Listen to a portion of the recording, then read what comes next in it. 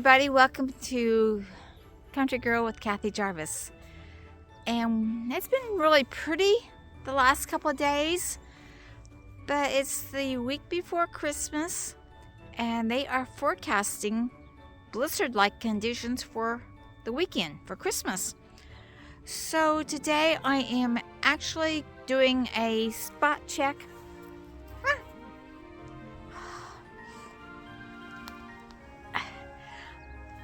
Today I'm doing a spot check to make sure that all the things that need to be done for winter have been done.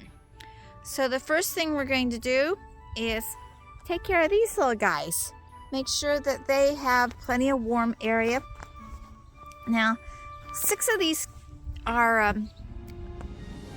usually stay in the garage at night, and the other 6 are out in the shed, in the barn, in the back porch, wherever they want to go. One thing about cats is that they prefer to sleep in a different place all the time. They don't like to sleep in the same spot.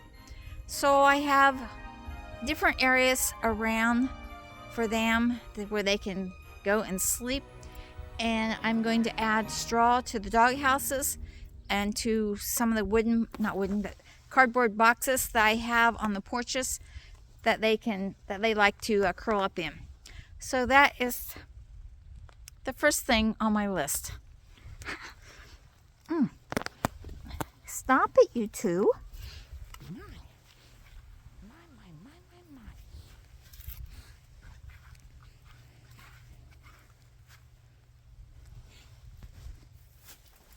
Okay, this is one of the setups that we have for the cats, for the outdoor cats. It's basically a dog crate with foam bedding on the bottom to keep it off the concrete floor. And there's 2 boxes in there with straw in them. So the cats have their choices. They can either curl up in the straw or they can curl up in front on this part.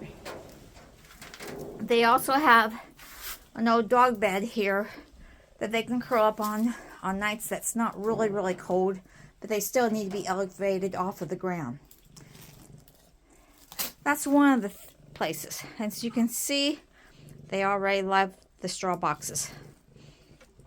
Okay, you notice I have the doghouse. I got straw in it, but I've also turned it so the opening is up against the house. This helps to keep the wind out, and it also keeps other animals, larger animals, out. So I've done that to each of the dog houses, which are meant for the cats. Okay, now that the cats are all taken care of and have warm spots to be in, we're heading out to the chicken park. Now the chickens don't require as much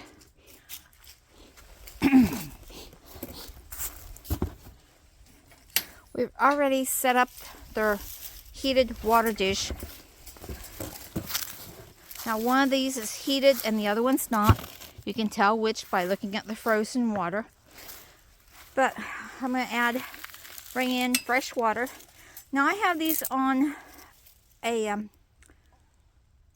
electrical extension cord that I ran from the house.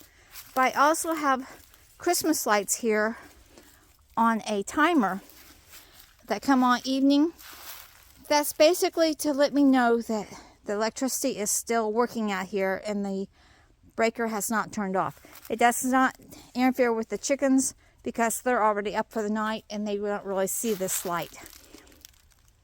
So I need to add fresh water to that, fresh water to the inside. Now the inside one's not heated, so it does freeze, but it's usually unthawed enough during the day that at night, they usually don't drink water at night anyway, so it's no big deal. But what I'm going to do is I'm going to add straw to the nesting boxes and straw underneath.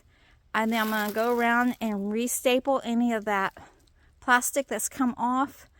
And if you don't have white plastic, don't worry about it. You can use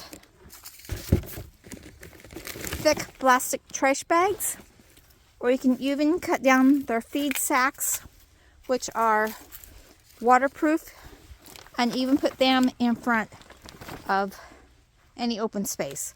The Main thing we're doing now is not insulating, but keeping the wind off of them, which is why we have this tarp here, because most of our wind comes from the north area. So I have that tarp there to help as a wind breaker before it gets to the coop. So I'm going to be straightening that out and restapling some of these. So that's the next thing on the list to do. All right, we've secured all the windbreak around. Giving them fresh water. They have straw inside.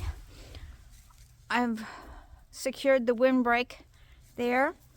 As you can tell, I have one cat that likes to live out here. That's Mama Cat. So I gave her some straw. Notice her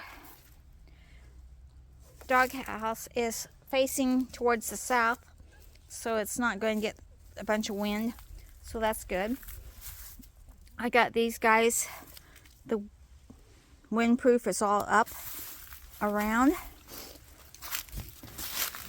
I cleaned out the inside of their nesting roosting tray, and they have a broad 2x4 to set on. This is what chickens need in the wintertime.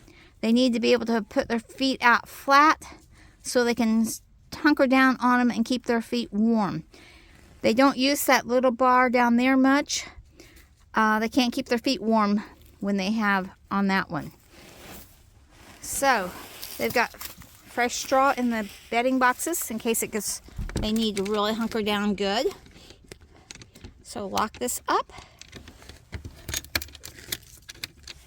Notice I used the cat litter bag on this side, and I used the feed bag on the other side because I ran out of plastic.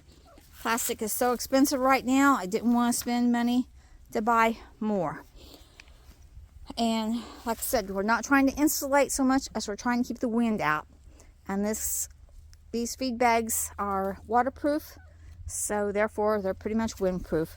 And Mama Cat's saying thank you for the straw. All right, they got fresh water, they got fresh feed. These guys are done. All we have to do is make sure they have water throughout the time. And like I said, I got the Christmas lights to tell me if the water dish electric quits running out here, so I can come out here and check it if it don't see the lights on. And they've got 3 different waters, so one of them is electricity, 2 of them aren't. One's sheltered inside there to help keep it a little bit warmer, and they're happy, they're fine. Now, next step.